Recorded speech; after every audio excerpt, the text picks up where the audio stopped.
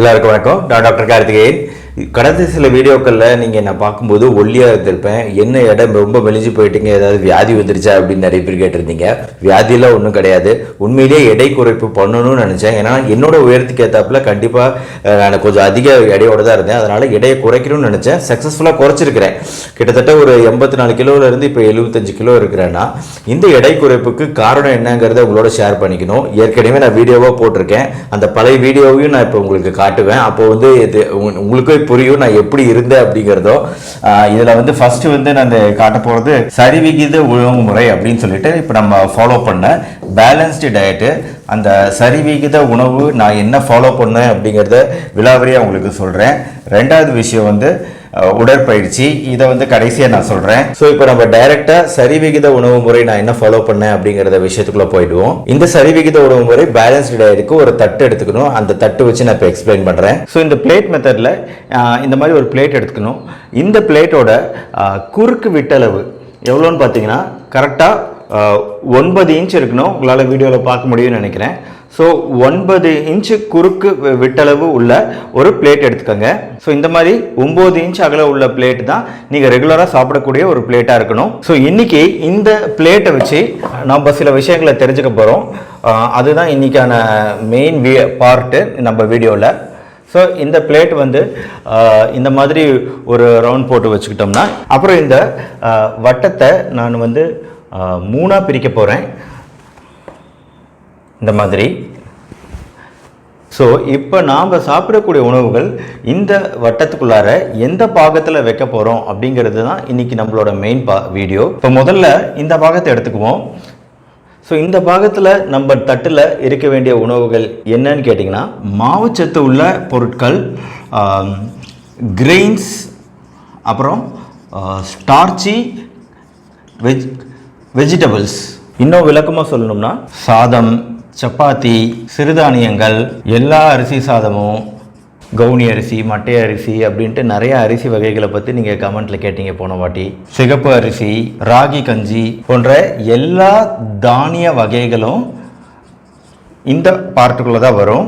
அது மட்டும் இல்லாமல் ஸ்டார்ச்சி வெஜிடபிள், அதாவது வெஜிடபிள்ஸ் காய்கறியிலையும் வந்து மாவுச்சத்து இருக்கும். ஸோ அந்த மாதிரி உள்ள காய்கறிகள் வட்டத்தோட இந்த பார்ட்டுக்குள்ளே தான் வரும். அதாவது உருளைக்கிழங்கு, பொட்டேட்டோ இங்கே தான் வரும். பட்டாணி, சோளம், சக்கரவள்ளி கிழங்கு, கேரட்டு, சீமப்பூசணி, மரவள்ளிக்கிழங்கு, பீட்ரூட்டு. ஸோ ஆக இந்த மாதிரி மாவுச்சத்து நிறைந்த ஸ்டார்ச்சி வெஜிடபிள்ஸ்லாம் வந்து வட்டத்தோட இந்த பகுதியில் வரும். அது மட்டும் இல்லாமல் மில்க்கு, ஒரு கிளாஸ் மில்க்குமே வந்து வட்டத்தோட இந்த பகுதியில் தான் வரும். இது மட்டும் இல்லாமல் எல்லா ஃப்ரூட்ஸும், தயிர் அதுவுமே வந்து வட்டத்தோட இந்த பக்கம் தான் வரும். ஸோ ஃப்ரூட்ஸ்னால் என்னென்ன ஃப்ரூட்ஸு இங்கே இருக்க ஃப்ரூட்ஸு ஆப்பிள், மாம்பழம், மாதுளை, கொய்யா, வாழை, பப்பாளி, நெல்லிக்காய், திராட்சை, ப்ளம்ஸு, ஆரஞ்சு எல்லாமே இங்கே தான் வரும். நம்ம அவாய்ட் பண்ண வேண்டிய 2 காய் தர்பூசணியும் பலாப்பழமும் மட்டும்தான். தர்பூசணியும் கொஞ்சமாக எடுத்துக்கலாம். ஆனால் பலாப்பழத்தில் சர்க்கரை அளவு மிக மிக அதிகம். அதை நம்ம அவாய்ட் பண்ணணும். ஸோ நான் இங்கே காமிச்ச இத்தனை ஐட்டங்களும் இந்த வட்டத்தோட நம்ம தட்டில் இந்த பகுதியில் மட்டும்தான் இருக்கணும். ஸோ அளவு இதுக்குள்ளே தான் இருக்கணும். ஓகே, ரைட்டுங்க. இப்போ ஒரு பகுதி முடிச்சிட்டோம். அடுத்து இந்த 2வது பகுதிக்கு வருவோம். இந்த இடம் ஃபுல்லாக நம்ம ஒரு விஷயத்தை வச்சு சாப்பிடலாம். அது என்னன்னு இப்போ பார்ப்போம். இப்போ முதல் பாகத்தில் வந்து காய்கறிகள் பற்றி நான் சொன்னேன். ஸோ இதெல்லாமே ஸ்டார்ச்சி வெஜிடபிள், அதாவது ஸ்டார்ச் உள்ள மாவுச்சத்து உள்ள காய்கறிகள். ஆனால் இந்த பக்கம் இந்த 2வது பாகத்தில் இருக்கக்கூடிய பொருட்கள் எல்லாமே நான் ஸ்டார்ச்சி வெஜிடபிள்ஸ் அப்படின்னு சொல்லுவோம், மாவுச்சத்து இல்லாத காய்கறிகள். ஸோ இந்த காய்கறிகளில் என்னென்ன வரும் அப்படிங்கிறத இப்போ பார்ப்போம். முதல்ல கீரை வகைகள். ஸோ எல்லா கீரை வகைகளும் இங்கே தான் வரும். வெள்ளரி, காலிஃப்ளவர், கத்திரிக்காய், முள்ளங்கி, முட்டைக்கோஸ், வெண்டைக்காய், பாவக்காய், முருங்கைக்காய், வெண்டைக்காய், முருங்கைக்காய், தக்காளி, வெங்காயம், ப்ராக்கோலி, மஷ்ரூம், பூசணிக்காய், பேபிகார்ன், ஸோ இது எல்லாமே வந்து நான் ஸ்டார்ச்சி வெஜிடபிள்ஸ். இதில் பார்த்தீங்கன்னா கார்ன் வந்து ஸ்டார்ச்சி வெஜிடபிளில் வரும், சோளம். பேபி கார்ன் வந்து நான் ஸ்டார்ச்சியில் வரும். ஆக இது எல்லாமே வந்து எங்கே வரணும்? உங்கள் தட்டோட இந்த பாகத்தில் வரணும். ஸோ இந்த காய்கறிகள்லாம் நீங்கள் வந்து பச்சையாக சேலட் போட்டு சாப்பிடுவீங்களோ, பொரியல் போட்டு சாப்பிடுவீங்களோ, என்ன பண்ணுவீங்களோ எனக்கு தெரியாது. பட் உங்கள் பிளேட்டோட இந்த பகுதி முழுக்க வந்து இந்த காய்கறிகள் தான் இருக்கணுமே தவிர சாதம் வந்து இந்த பக்கம் இருக்கணும். காய்கறிகள், கீரைகள் தான் இந்த இடத்துல இருக்கணுங்கிறத ஞாபகம் வச்சுக்கோங்க. இந்த காய்கறிகளை பொறுத்த வரைக்கும் மாவுச்சத்து உள்ள ஸ்டார்ச்சி வெஜிடபிள்ஸ், நான் ஸ்டார்ச்சி வெஜிடபிள் ரெண்டு காய்கறிகளுமே நம்ம உடம்புக்கு வந்து நல்லது தான். ஏன்னா வந்து அதில் வைட்டமின் சத்து, மினரல் சத்து, கூடவே வந்து ஃபைபர் அப்படின்னு சொல்லக்கூடிய நார்ச்சத்து வந்து அதிகமாகவே வெஜிடபிள்ஸில் இருக்கும். என்ன ஒரே டிஃப்ரென்ஸ்னால் இந்த மாவு சத்து இருக்கிறதுனால அது நம்ம கம்மியாக எடுத்துக்கிறோம், ஆனால் மாவு சத்து இல்லாத காய்கறிகளை அதிகமாக எடுத்துக்கிறோம். சரி, ரைட்டுங்க. முக்கால்வாசி விஷயங்களை வந்து இந்த முதல் பாகத்துலேயும் ரெண்டாவது பாகத்துலேயும் சொல்லியாச்சு. இங்கே என்ன மூணாவது பாகம் இருக்குது, இங்கே என்ன மிஸ் ஆகுது அப்படின்னு கேட்டிங்கன்னா, நம்ம பல பேர் உணவில் சேர்த்துக்க மறக்கிற விஷயம் வந்து புரதச்சத்து. கண்டிப்பாக புரோட்டீன்கிறது நம்ம உடம்புக்கு மிக மிக அவசியம். நம்ம ஒரு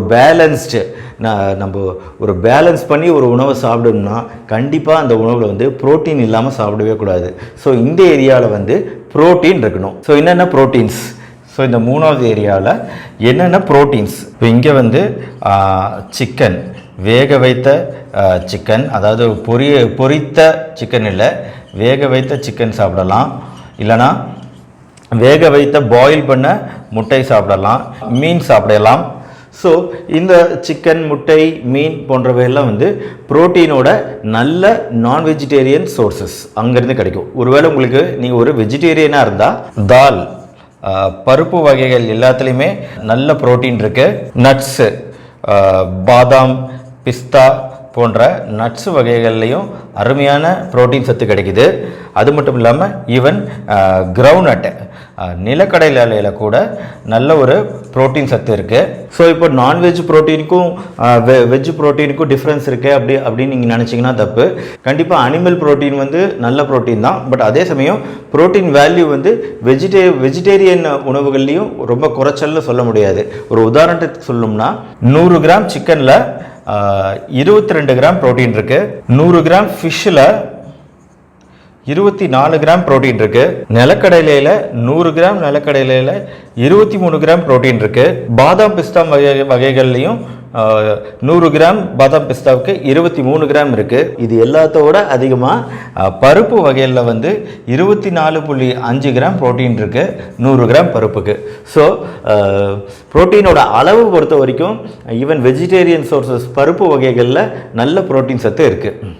அதனால் நீங்கள் சாம்பாராக வச்சு சாப்பிட்றது ஒரு ப்ரோட்டீன் தான். ஸோ சாம்பாரில் பருப்பு தான் யூஸ் பண்ணுறோம். ஸோ அது ஒரு நல்ல ப்ரோட்டீன் சோர்ஸ் தான். But at the same time நம்மளுக்கு முட்டை அல்லது சிக்கன் இதையும் நம்ம வாரத்தில் 2 அல்லது 3 நாள் சேர்த்துக்கிட்டோம்னா உண்மையிலேயே நம்மளுக்கு ஒரு பேலன்ஸ்டான டயட் கிடைக்கும். ஸோ அடுத்த சில பொதுவான விஷயங்கள் என்னென்னா, உப்பு நம்ம உணவில் நார்மலாகவே குறைச்சிடணும். அதே மாதிரி டீ, காஃபி பற்றி நிறைய பேர் கேட்டிருக்கிறாங்க. டீ, காஃபி வந்து தாராளமாக காலையில், ஈவினிங் 2 வாட்டி டீயோ காஃபியோ சாப்பிடலாம். ஸோ அதே சமயம் சர்க்கரை இல்லாமல் சாப்பிட்டா தான் பெட்டர் அப்படின்னு நினைக்கிறேன். ஏன்னா நீங்கள் சர்க்கரைன்னு எடுத்துக்கிட்டிங்கன்னா அது வெள்ளை சர்க்கரையாக இருந்தாலும் சரி, ப்ரௌன் சுகராக இருந்தாலும் சரி, வெள்ளமாக இருந்தாலும் சரி, எதாக இருந்தாலும் சர்க்கரையில் இருக்கக்கூடிய சுக்ரோஸோ இல்லை டைரக்ட் குளுக்கோஸோ இது வந்து டைரெக்டாக நம்ம உடம்புல வந்து சல்லுன்னு சர்க்கரை அளவை ஏற்றக்கூடிய தன்மை வாய்ந்தது. அதனால் டைரக்ட் சுக்ரோஸ், டைரக்ட் சர்க்கரை எல்லா விதத்துலையுமே அவாய்ட் பண்ணிக்கிறது பெட்டர். அதே மாதிரி ரீஃபைண்டு பொருட்கள் எல்லாமே முடிஞ்ச அளவு அவாய்ட் பண்ணணும். ரீஃபைண்டு சுகர்ஸ்ன்னு சொல்லக்கூடிய பேக்கரியில் கிடைக்கக்கூடிய கேக்கு, அப்புறம் ஸ்வீட்ஸு, லட்டு, குலாப் ஜாமுன் போன்ற எல்லா ஸ்வீட் ஐட்டங்கள் எல்லாமே அவாய்ட் பண்ணணும். ஸோ இது எல்லாத்துக்கும் கூட கரெக்டான அளவில் நம்ம தண்ணி ஒரு நாளைக்கு 3 to 4 லிட்டர் தண்ணீர் அப்படிங்கிறத இப்போ வெய்ய காலம் ஆரம்பித்ததுனால தண்ணீர் அளவை முடிஞ்ச அளவு இந்தியாவிலலாம் 3 to 4 லிட்டர் பர் டே அப்படிங்கிற அளவில் நம்ம குடிக்கணும். இந்தியாவில் குளிர்காலம்னா 2 to 3 லிட்டர் பர் டே அப்படிங்கிற அளவில் நம்ம தண்ணி குடிக்கலாம். ஸோ இந்த சரிவிகித உணவு முறையில் ஒரு விஷயம் நான் ஃபாலோ பண்ணது என்னென்னா, இந்த டயட்டை முடிஞ்ச அளவு ஃபாலோ பண்ணேன். நிறைய ஃபங்க்ஷன் வரும், நிகழ்ச்சிகள் வரும், கறி விருந்து வரும், பண்டிகை கொண்டாட்டங்கள் வரும். இது எல்லாத்தையும் மீறி தான் நம்ம வந்து இந்த உணவு முறையை ஃபாலோ பண்ண வேண்டியிருக்கு. அதுதான் ப்ராக்டிக்கலான விஷயம். கூடவே வந்து இந்த டீ, காஃபி போன்ற விஷயங்கள்ல வந்து நான் வந்து முடிஞ்ச அளவு குறைச்சிட்டேன். டீ அப்படிங்கிறதே வந்து ஒரு நாளைக்கு 2 டீ அப்படின்னு வச்சுக்கிட்டு அதில் வந்து சுத்தமாக வந்து சர்க்கரை வந்து 0, அந்த மாதிரி சர்க்கரையை நான் சேர்த்துறது கிடையாது. அதே மாதிரி முடிஞ்ச அளவு ஸ்வீட்ஸு, ஐஸ்கிரீமு, நொறுக்கு தீனிகள், காரம் எல்லாமே முடிஞ்ச அளவு அவாய்ட் பண்ணுறேன். ஆனால் அதையும் மீறி நம்ம வந்து சில சமயம் எடுத்துக்க வேண்டிய தேவை ஏற்பட்டு போயிடுது. அப்போ வந்து வேறு வழி இல்லாமல் எடுத்துக்க வேண்டியிருக்கு. ஸோ அவ்வளோதான் டயட்டு உணவு முறை பொறுத்த வரைக்கும் நான் பண்ணின மாறுபாடுகள். ஆனால் இது இல்லாமல் முக்கியமான ஒரு விஷயம் உடற்பயிற்சி. டெய்லியுமே வந்து ஒரு 30 நிமிடமாவது நான் வந்து இந்த சைக்கிளிங் போயிட்டுருக்கேன். அதாவது சைக்கிளிங்னா ரியல் சைக்கிள் எடுத்து ரோட்டில் ஓட்டுறது தான். ஒரு 30 நிமிடம் அந்த சைக்கிளில் ஓட்டிட்டு அதுக்கப்புறமா நம்ம வீட்டில் இருக்கிற சின்ன சின்ன வெயிட் வச்சு சும்மா லைட்டாக எக்ஸசைஸ் பண்ணுறது, அவ்வளோதான் நம்ம பண்ணுறது. இதுலேயே வந்து நம்ம வெயிட் குறைஞ்சிருக்கு. எல்லாருக்குமே சிம்பிளான விஷயம் தான் இந்த உடல் எடையை குறைக்கிறது அப்படிங்கிறது. சிம்பிளான இந்த விஷயங்களை ஃபாலோ பண்ணி பாருங்க, கண்டிப்பாக உங்களுக்கு உடல் எடை குறையும். அதில் எந்த டவுட்டும் இல்லை. அதே மாதிரி உடல் எடை ஏற்றணும், அதிகப்படுத்தணும்னு நினைக்கிறவங்களும் இதே டயட்டை ஃபாலோ பண்ணுங்க, உடல் எடை ஏற்றவும் முடியும். இதுதான் சரிவிகித உணவு முறையோட பியூட்டியே, இதோட மகத்துவம், அழகே வந்து இதுதான். நீங்க வந்து இந்த உணவு முறை கரெக்டா இப்படி இருக்கணும் அப்படிங்கிற ஒரு பழக்கத்துக்கு வந்துட்டீங்கன்னா நீங்க உடல் எடை கம்மியா இருந்தீங்கன்னா அதிகமாவீங்க, அதிகமா இருக்கிறீங்கன்னா குறைவீங்க. அதுதான் சரிவிகித உணவு முறை, பேலன்ஸ்டு டயட். என்னோட எல்லா வீடியோக்கள்லையும் சொல்றது தான். திரும்பி உங்களுக்காக நான் எதுக்காக சொன்னேன்னா வந்து இனிமேலும் நான் போடக்கூடிய வீடியோக்குள்ள இந்த பேலன்ஸ்டு டயட், சரிவிகித உணவு முறை பற்றி பேசுவேன். அப்போ உங்களுக்கு தெரியலன்னு சொல்லக்கூடாதுங்கிறதுக்காக தான் இந்த ரிப்பீட் வீடியோ. இந்த வீடியோ உங்களுக்கு பிடிச்சிருந்துச்சுன்னா லைக் பண்ணுங்க. நம்ம சேனல் டாக்டர் கார்த்திகேயன். மறக்காம சப்ஸ்கிரைப் பண்ணுங்க. மறுபடியும் அடுத்த வீடியோவில் மீட் பண்ணுவோம். நன்றி, வணக்கம்.